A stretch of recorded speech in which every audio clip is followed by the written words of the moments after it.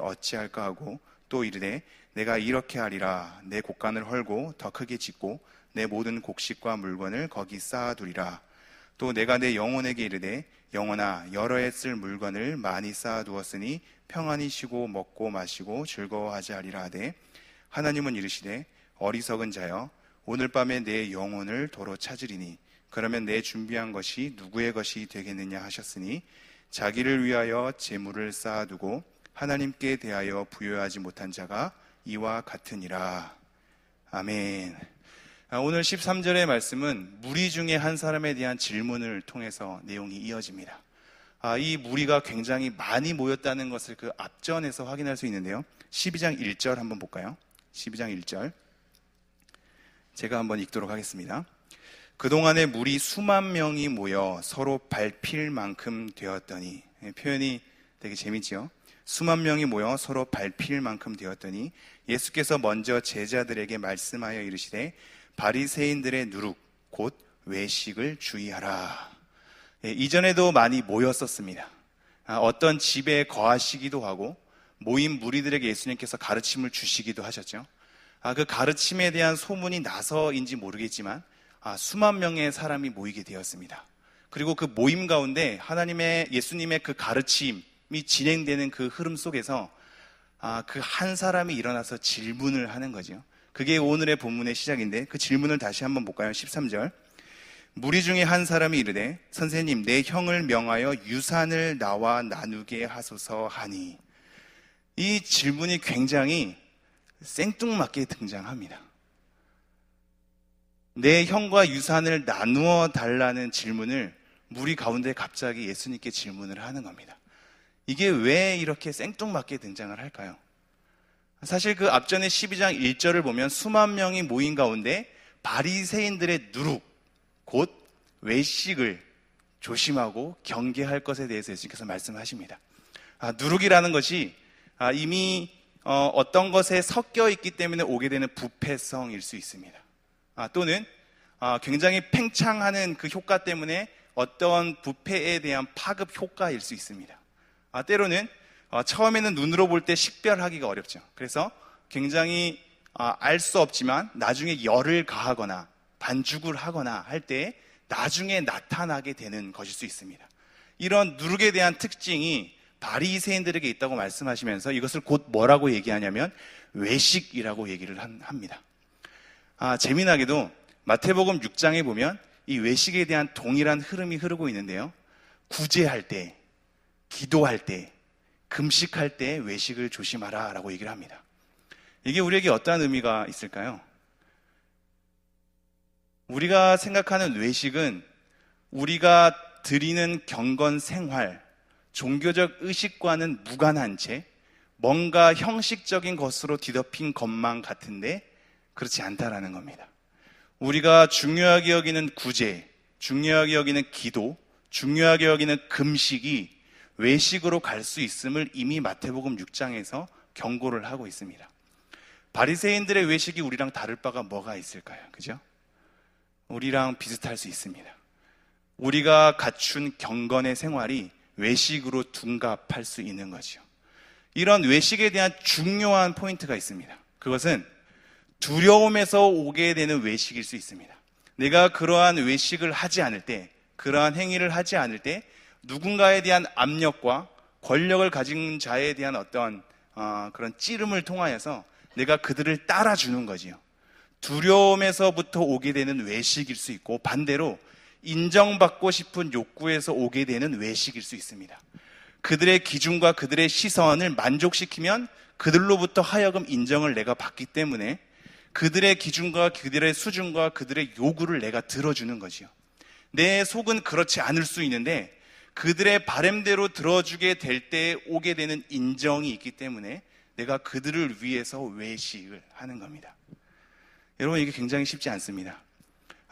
이미 우리는 바울을 통하여서 내가 그렇지 않을 자유가 있지만 그 사람이 실족하지 않기 위해서 그 사람을 위해 해주는 것에 대한 신앙의 성숙함을 알기 때문에 이것이 신앙의 성숙함인지 그들의 시선이 두렵거나 또는 그들에게 인정받으려고 하는데 욕구 속에서 작용하는 외식인지가 굉장히 분별하기가 쉽지 않습니다. 그래서 신앙이 참 어려운 거겠지요. 이러한 외식에 대한 경고의 흐름 가운데 이렇게 등장합니다. 12장 2절을 읽지요.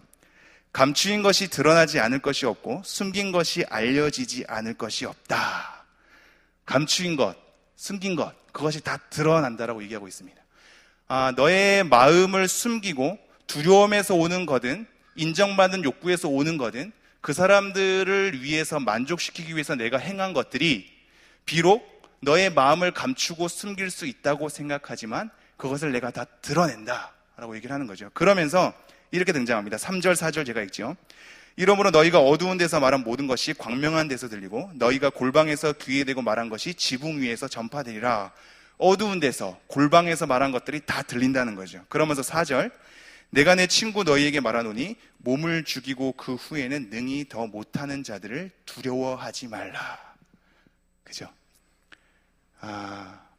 두려워하지 말 것에 대해서 얘기하는 겁니다. 외식이 두려움에서부터 올 수 있기 때문이고 반대로 그들에 대한 인정받으려는 욕구에서 올 수 있기 때문입니다. 이것 때문에 외식하지 말아야 할 것과 누구를 두려워해야 하는지에 대해서 강하게 말씀하시는 겁니다. 이게 수만 명이 몰려있는 무리들 가운데 예수님께서 하신 가르침입니다. 그러니까 13절의 이 말씀은, 이 질문은 굉장히 생뚱맞는 거죠. 다시 한번 13절 읽죠. 무리 중에 한 사람이 이르되 선생님 내 형을 명하여 유산을 나와 나누게 하소서 하니, 예수님의 가르침과 전혀 연결이 되지 않는 자기 필요에 대한 욕구인 겁니다. 자기의 문제 상황이, 자기가 지금 해결해야 될 갈등 상황이, 자기가 지금 성취해야 될 문제 상황이 형이 가지고 있는 유산에 대해서 내가 나누는 것이기 때문입니다. 이 질문 속에서 우리가 보이지 않습니까? 여러분은 예배를 드릴 때나 말씀을 접할 때나 찬양을 하게 될 때 여러분의 심정은 어떠신지요? 하나님의 말씀에 대한 흐름이나 하나님의 관점과는 상관없이 내 상황과 내 문제 해결과 내 갈등 상황이 그것보다, 하나님의 가르침보다 더 중요하게 작용될 때가 있지는 않으신지요? 지금 무리 중에 한 사람이 그렇게 파고들고 있습니다. 이 사람은 외식을 하지 말라거나 누구를 두려워해야 되는지에 대한 가르침에는 전혀 관심이 없는 겁니다. 자기에 대한 필요, 자기에 대한 욕구가 해소되는 것, 자기에 대한 문제나 갈등 상황이 해결되는 것에 도취되어 있어서 전혀 맥락 없이 뛰쳐나오면서 하는 질문이 내 형의 유산을 나와 나누게 하소서라는 겁니다. 우리의 모습이 발견될 수 있을 겁니다.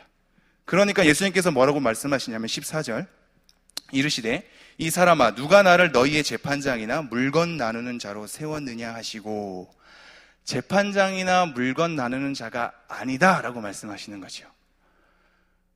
이 사람이 가지고 있는 유산을 나누는 문제 상황이 어떠한 연유로 흘렀는지는 모르겠습니다.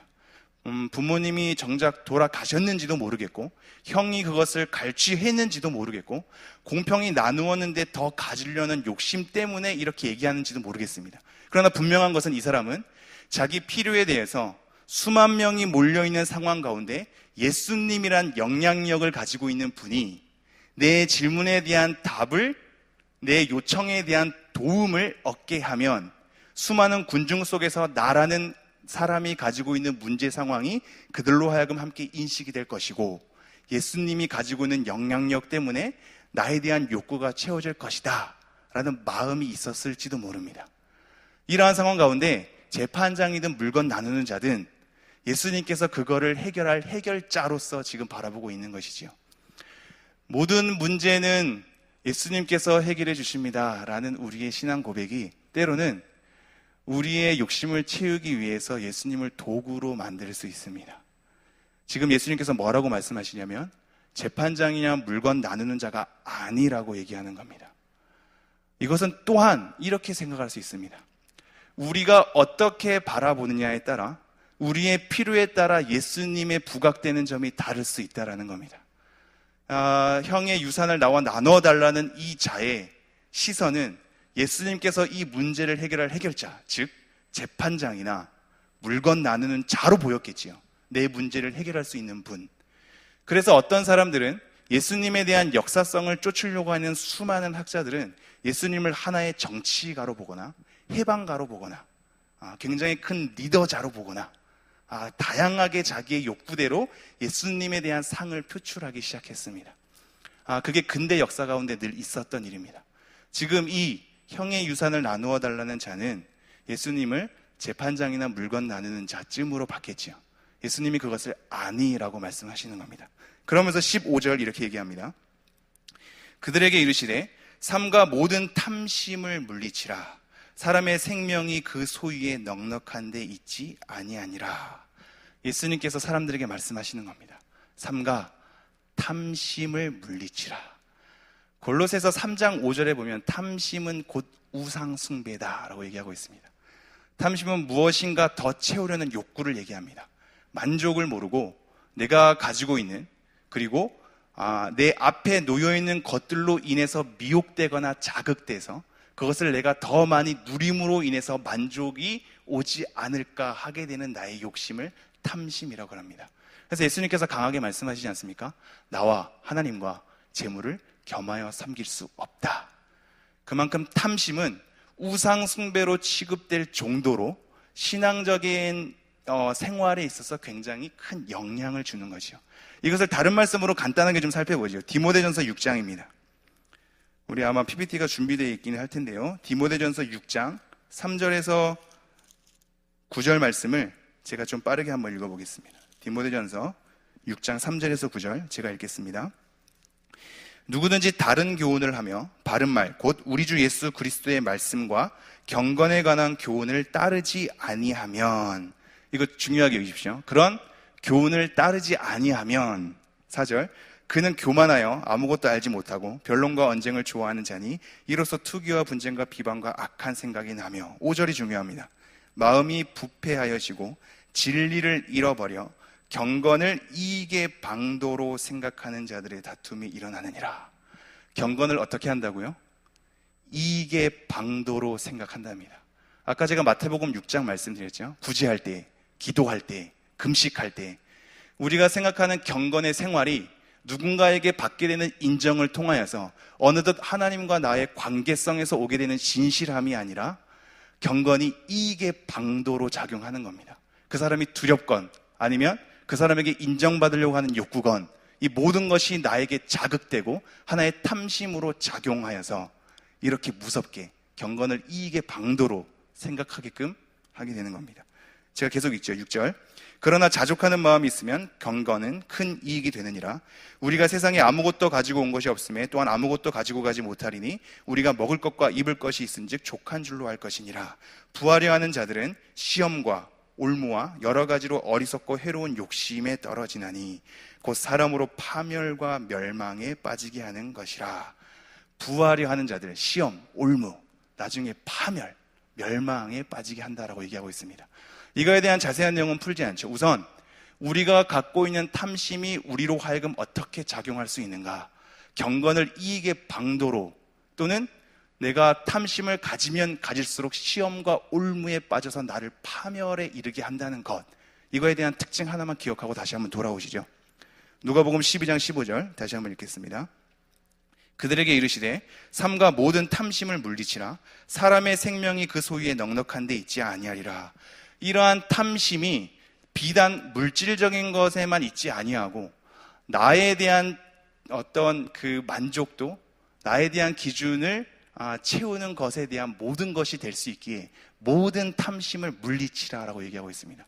물리치라라는 얘기는 방어하면서 나를 지키는 걸 얘기합니다. 소유에 넉넉한 데 있지 않다고 얘기하는 겁니다. 사람의 생명은 소유에 넉넉한 데 있지 않습니다. 그래서 이런 말씀이 이어지죠.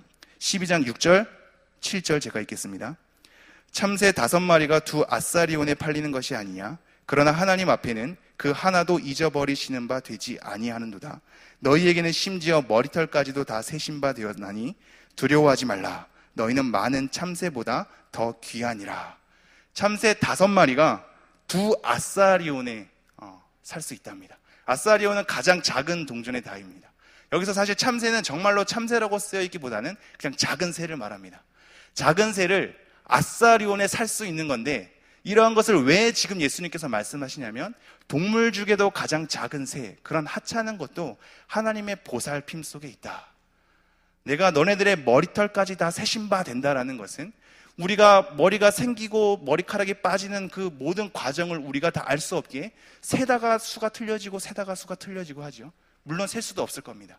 하나님께서 그만큼 세밀하게 우리의 삶에 관여를 하시고 우리를 책임지시며 그만큼 우리를 많이 아시고 우리를 보호하신다는 맥락인 겁니다.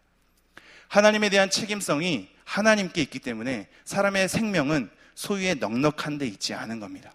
이게 마태복음 6장에는 그렇게 나오죠. 들에 핀 백합화를 보라.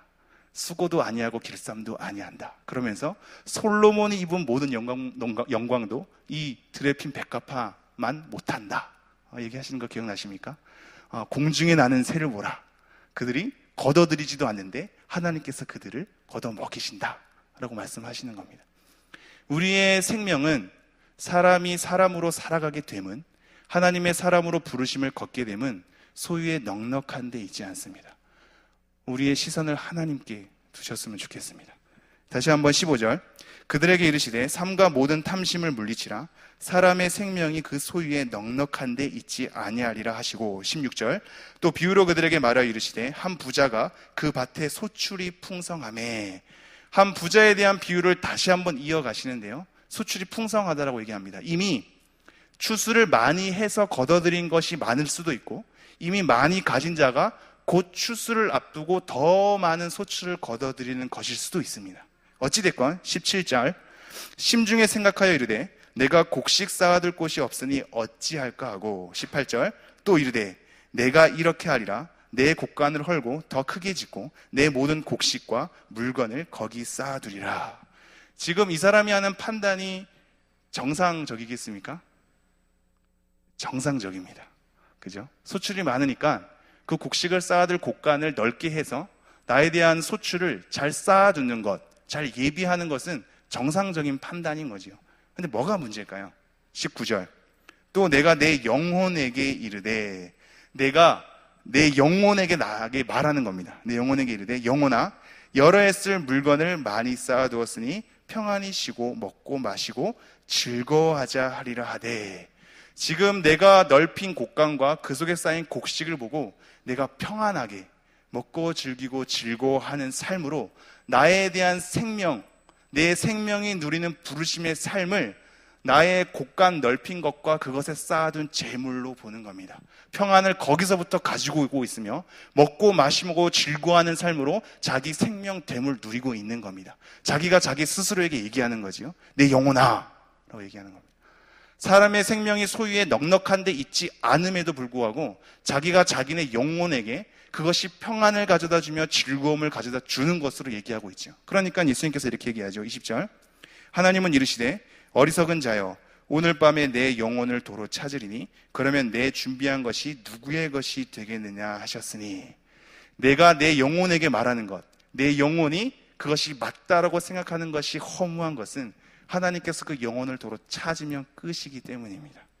21절.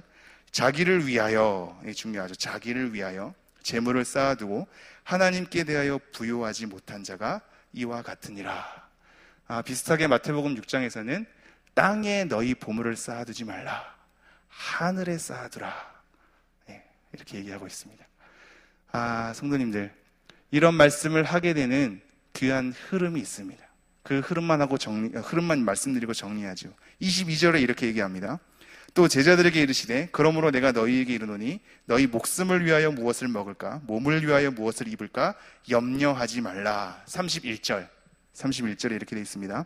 다만 너희는 그의 나라를 구하라. 그리하면 이런 것들을 너희에게 더하시리라.